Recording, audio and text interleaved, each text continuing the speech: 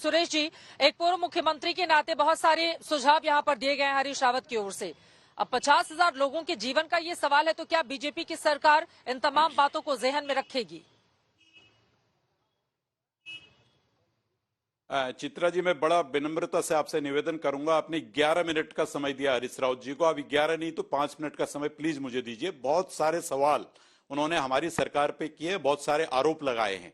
मैं एक एक करके उनके प्रश्नों का उत्तर दे रहा हूं। सबसे पहले जो इसके विक्टिम हैं वो आपको कागज दिखा रहे हैं, 1923, 1927, 1967, 1966, 1973। मैं ये पूछना चाहता हूं कि अगर आप 1923, 27 और 40 की बात भी करते हैं, तब इस प्रांत के अंदर जब संयुक्त प्रांत उत्तर प्रदेश होता था, उसके मुख्यमंत्री कांग्रेस पार्टी के होते थे।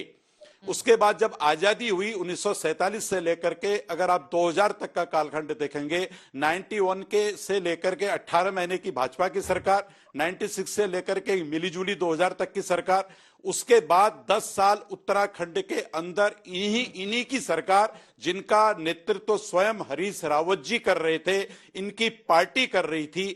क्या इतना लंबे समय में जो पेपर आप लोग दिखा रहे हैं उसको आइडेंटिफाई करके कांग्रेस के लोग इनको मालिकाना हक नहीं दे सकते थे क्या? आज ये वोट बैंक की राजनीति कर रहे हैं, आज ये कह रहे हैं कि ये लोग हमारे वोटर नहीं हैं। क्या ये इनको सिर्फ वोटर के रूप में इस्तेमाल करके ये चाहते थे कि साहब ये सिर्फ हमारे वोटर बने रहें और हम इसके बारे में कुछ न कहें? मुझे ताज्जुब और आश्चर्य इस बात का लग रहा है कि जब ये प्रकरण हाईकोर्ट में गया 2007 में, उससे पहले भी इनकी सरकार थी और उस सरकार के माननीय तिवारी जी मुख्यमंत्री थे, माननीय हरीश रावत जी उसको पूरा डील कर रहे थे। लेकिन प्रश्न ये खड़ा होता है कि उस समय भी इनसे ये गुहार लगाते गए, ये इनको डराते रहे और इन्होंने इनका काम नहीं किया, तब जाकर के ये 2007 में माननीय न्यायालय की शरण में गए। अब ये 2016 का फिर झूठ बोल रहे हैं। एक प्रदेश के माननीय मुख्यमंत्री जी को अभी तक ये पता नहीं है कि इस जमीन का रकबा कितना है और इस जमीन के रकबे पे कितनी जमीन रेलवे की है, कितनी जमीन स्टेट गवर्नमेंट की है, कितनी जमीन नजूल है, कितनी वेस्टलैंड है, कितनी फॉरेस्ट की लैंड है, कितनी रेवन्यू लैंड है।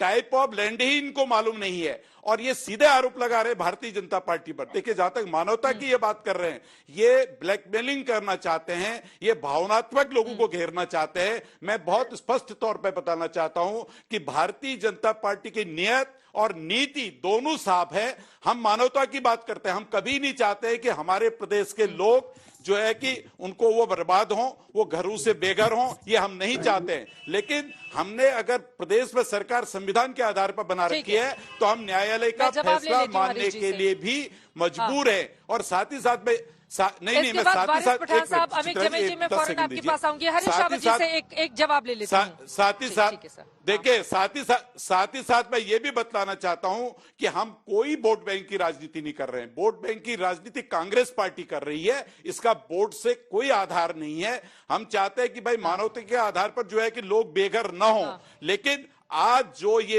हो रहा है, ये सिर्फ जो ये उन्माद फैलाना चाहते हैं इस प्रदेश में। बार बार हरीश रावत जी कह रहे हैं कि मेरे प्रदेश की फिजा खराब नहीं होनी चाहिए।